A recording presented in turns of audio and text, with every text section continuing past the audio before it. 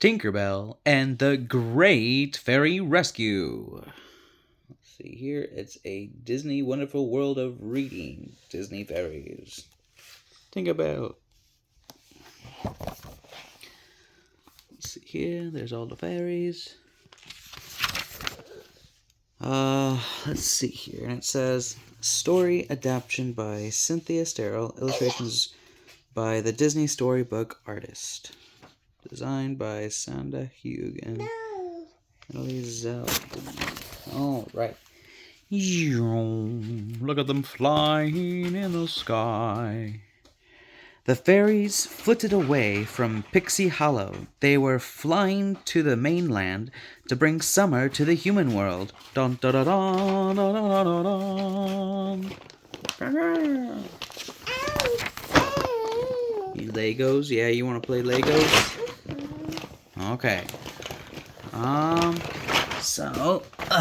Let's see here. Each fairy had a different job to do.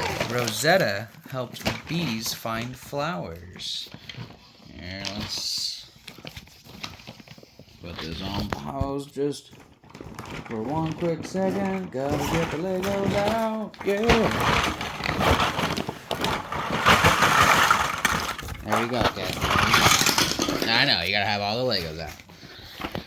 Alright. And Silvermus played with the pollywogs. And Iridessa made sunshine. Tinkerbell's job was to fix things for the other fairies, but at the moment, nothing needed fixing. Yeah, that's always good. Always great news. Just then, a car drove by. Vroom! Curious, Tinkerbell followed it. No! Cried Vidia, the fast-flying fairy. She flew after Tinkerbell. Fairies were supposed to stay hidden from humans. So sad. So sad. The humans in the car were Dr. Griffiths, a scientist who didn't believe in fairies, and his daughter Lizzy, who did. When they went inside, Tinkerbell flew over to the car. They're cute. So cute. Ooh. All right. This is amazing, Tinkerbell said, as she flew around the old-fashioned engine. Being a Tinker Talent fairy, she loved machines. She pulled a lever and accidentally showered Vidia with water. Oops. Uh-oh. Uh-oh. Tinkering. Exactly. Uh-oh. Then the fairy saw something ever more amazing. Lizzy had built a fairy house. Tinkerbell couldn't resist looking inside. It's perfectly safe, Tink told Vidia. I don't know. She's like, I don't look safe, you know. But it looks pretty cool, though. Look at that. It's pretty cool. Alrighty. Oh, really? Vidia said in disbelief. As Tink went inside, fairies weren't supposed to go near human things, so she decided to teach Tinkerbell a lesson. Vidia whipped up the wind. Whoosh! The door to the fairy house slammed shut. Bang! Whoa. That's not nice. That's not very nice. Then Vidia saw the girl returning. The fairy tried to open the door, but it was stuck.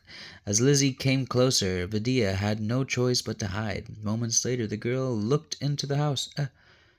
A fairy? She whispered in amazement. Tinkerbell was just as surprised. Dun, dun, dun. Oh. Exactly. All right. So, Lizzy brought the fairy up to her room. She put Tinkerbell in a bird cage to keep the fairy safe from the cat. Meow! Vidia watched from outside, horrified. Tink was in terrible trouble, and Vidia blamed herself. Vidia quickly flew off to get help. Like, what have I done? Tinkerbell's like, oh, please save me. And the cat's like, meow, meow, meow. And she's like, please stop, you're embarrassing me. Tink soon learned that some humans were nice. After Lizzy put the cat out of her room, she showed TinkerBell her pictures of fairies. The wall was covered with them. Look at all the fairy pictures. Look at them all. Very good fairy pictures. Yeah. Very inspirational. Of course, Lizzy never meant to keep the fairy, but when Lizzy opened the window to set Tink free, it was raining. "Can't you fly in the rain?" asked Lizzy. TinkerBell jingled and answered. It was the only fairy sound that humans could hear. But Lizzy quickly realized that big raindrops make flying tricky for tiny fairies. While they waited for the rain to stop, Tink helped Lizzy learn a few other fairy facts. She even helped Lizzy make a book about fairies. Later, Lizzy tried to show the book to her father, but he was too busy with his work to pay attention, which made Lizzy sad. It seemed like her father was always too busy for her. And that's not nice. At least she's got a cool friend named Tink now. Meanwhile, the other fairies had set out to rescue TinkerBell. Though they couldn't fly in the rain, nothing could stop them from trying to help their friend. It wasn't easy, but they made it to Lizzy's house. "Oh no, the cat's back!" Meow. She's like, "Ah! They're going to defeat the evil cat. Yes, they will."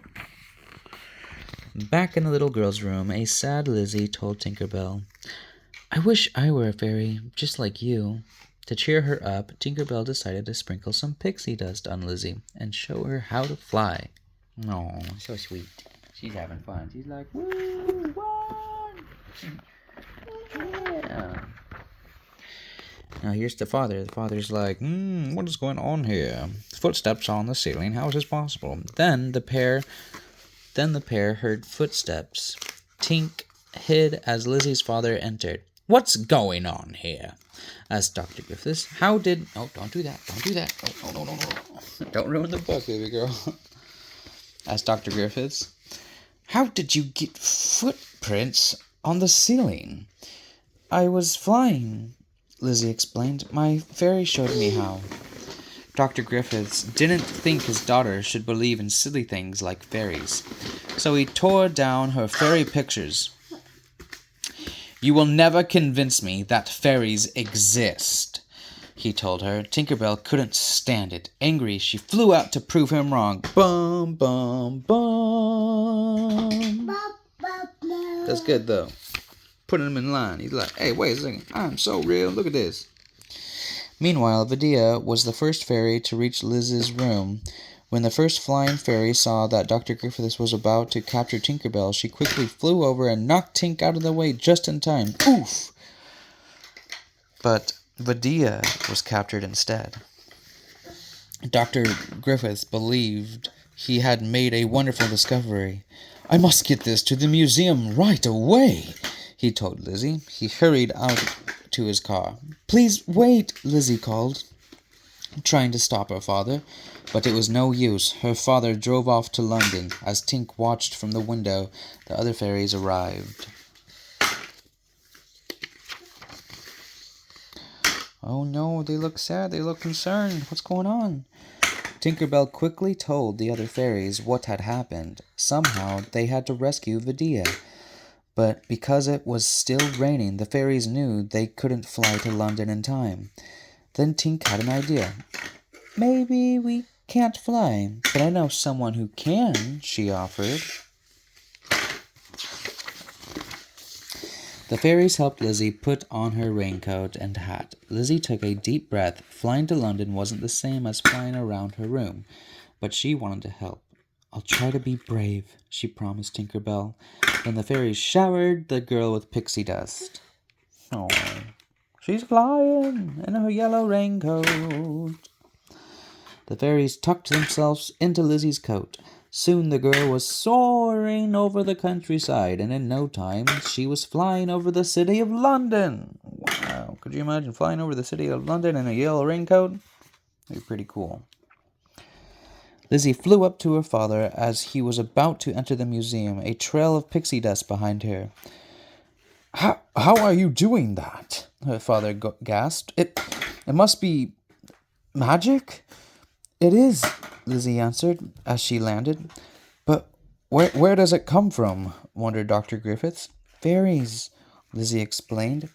Some things are not meant to be seen, the little girl added. You're right, agreed her father, smiling. Just believe. He gave Lizzy the jar, and she freed Vidia. All the fairies, especially TinkerBell, were happy to have their friend back again. Very cool. They're very happy indeed. I'm glad the father had a change of heart. The next day, both humans and fairies enjoyed a tea party in the meadow. Tink and Vidia were happy that they were becoming closer friends, but no one seemed more pleased than Dr. Griffiths, who couldn't wait to read his daughter's book about fairies. As father and daughter picnicked together, TinkerBell smiled. Without lifting a tool, she had fixed something after all. Go, TinkerBell, go! A fairy tale ending. Help Lizzy find her friend TinkerBell by pointing to the trail of pixie dust that leads to the Tinker Talent Fairy. Alright, let's see here. Let's see where the blue one goes, okay? Blue one goes... Nope, not that one. Where does the red one go? Nope, not that one. What about the yellow one? Little loop-de-loop. Ding, ding, ding, ding, ding, ding. Yeah. And it says... for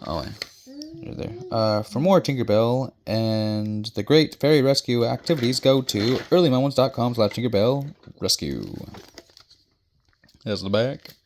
And that's the TinkerBell and the Great Fairy Rescue. Woo!